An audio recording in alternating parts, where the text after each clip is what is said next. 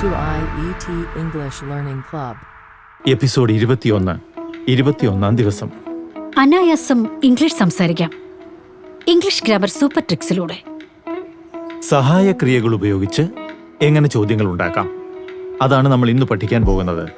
അതായത് ചെയ്യാറുണ്ടോ, ചെയ്തോ, കഴിയുമോ, ഇത്തരം ചോദ്യങ്ങളെയാണ് സഹായക്രിയകൾ എന്ന് പറയുന്നത്. ചെയ്യാറുണ്ടോ എന്ന് ചോദിക്കാൻ ഡു ഉപയോഗിക്കും. ഒരു ചോദ്യം ചോദിക്കൂ. Do you take medicine? നിങ്ങൾ മരുന്ന് കഴിക്കാറുണ്ടോ? ശരിയല്ലേ? അതെ. Do you watch T V? നിങ്ങൾ ടി വി കാണാറുണ്ടോ? അതും ഡു വെച്ചുള്ള മറ്റൊരു സെന്റൻസ്. ഈ ചെയ്യാറുണ്ടോ എന്ന് ചോദിക്കാനാണ് നമ്മൾ ഡു ഉപയോഗിച്ചത്. അതെ. അപ്പൊ ഇനി ചെയ്തോ എന്ന് ചോദിക്കാൻ എന്തായിരിക്കും? ചെയ്തോ എന്ന് ചോദിക്കാൻ ഡിഡ് ആണ് ഉപയോഗിക്കേണ്ടത്. ഒന്ന് രണ്ട് ചോദ്യങ്ങൾ പറയാമോ? Did you go there? നിങ്ങൾ അവിടെ പോയിരുന്നോ? Did you read the news paper? നിങ്ങൾ പത്രം വായിച്ചോ? ഇനി കഴിയുമോ എന്ന് ചോദിക്കാൻ നമ്മൾ എന്താണ് ഉപയോഗിക്കേണ്ടത്? കഴിയുമോ എന്നതിന് ക്യാൻ. ചില ഉദാഹരണം നോക്കിയാലോ? ക്യാൻ വെച്ചിട്ട് ക്യാൻ യു സ്പീക്ക് ഇംഗ്ലീഷ്? നിങ്ങൾക്ക് ഇംഗ്ലീഷ് സംസാരിക്കാൻ കഴിയുമോ? Can you come tomorrow? നിങ്ങൾക്ക് നാളെ വരാൻ കഴിയുമോ? Can you come with me? നിങ്ങൾക്ക് എൻ്റെ കൂടെ വരാൻ കഴിയുമോ? ഇനി ചെയ്യുമോ എന്ന് ചോദിക്കാൻ നമുക്ക് വില്ലിന്റെ ഉപയോഗം പഠിക്കാം. അതെ. ഒരു ഉദാഹരണം, will you see the movie? നീ സിനിമ കാണുമോ? Will you call me? നീ എന്നെ വിളിക്കുമോ? Will you take the ticket? നീ ടിക്കറ്റ് എടുക്കുമോ? ഇനി ആണോ, ചെയ്യുകയാണോ എന്നൊക്കെ ചോദിക്കാൻ ആർ ഉപയോഗിക്കാം. അതെങ്ങനെയാണെന്ന് നോക്കാം, അല്ലേ? അങ്ങനെ ഒരു സെന്റൻസ് നോക്കാം. Are you going to school? നീ സ്കൂളിലേക്ക് പോവുകയാണോ? Are you playing? നീ കളിക്കുകയാണോ? Are you looking for me? നീ എന്നെ അന്വേഷിക്കുകയാണോ?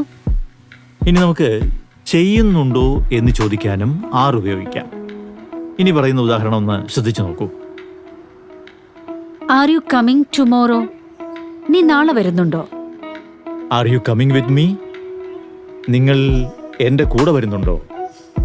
R you going for tuition? നിങ്ങൾ ട്യൂഷന് പോകുന്നുണ്ടോ? ഇനി നമ്മൾ പെർമിഷൻ അല്ലെങ്കിൽ അനുവാദം ചോദിക്കുന്നതിന് ഉപയോഗിക്കേണ്ട വാക്കുകൾ ഏതൊക്കെയാണ്? അത് സാധാരണഗതിയിൽ മേ അല്ലെങ്കിൽ ഷാൽ ആണ് ഉപയോഗിക്കേണ്ടത്. മേ ഉപയോഗിച്ചൊരു രണ്ട് ഉദാഹരണം പറയാം. May I come in? ഞാൻ അകത്ത് വരട്ടെ? May I go to toilet?